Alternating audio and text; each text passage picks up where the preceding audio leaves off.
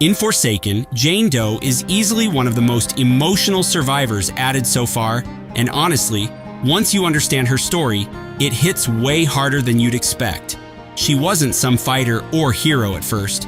She was just a tester working at Roblox alongside her husband, Jane Doe, and the two of them genuinely loved each other despite being complete opposites.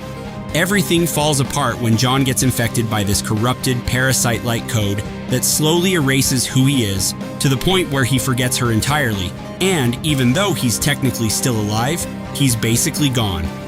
That's where Jane changes, because instead of giving up, she becomes obsessed with finding answers and fixing what happened, slowly isolating herself and being pushed away by everyone else until she ends up in the Forsaken world still chasing that same goal. What makes her even more interesting is how that story directly ties into her gameplay. Jane doesn't just fight normally, she actually uses the same corruption that took her husband, but she twists it into something she can control. Her main ability lets her throw these crystal projectiles that explode on impact, either helping teammates survive or marking the killer with something called resonance, which builds up over time. The more she stacks it, the stronger her next move becomes, leading into her hatchet attack, where she lunges forward and can straight up stun the killer for longer depending on how well she set things up.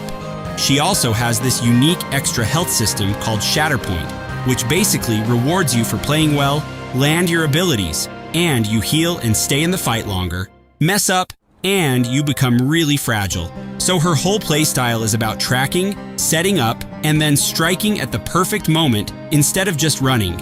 And there's a lot of small details that make her even cooler when you notice them.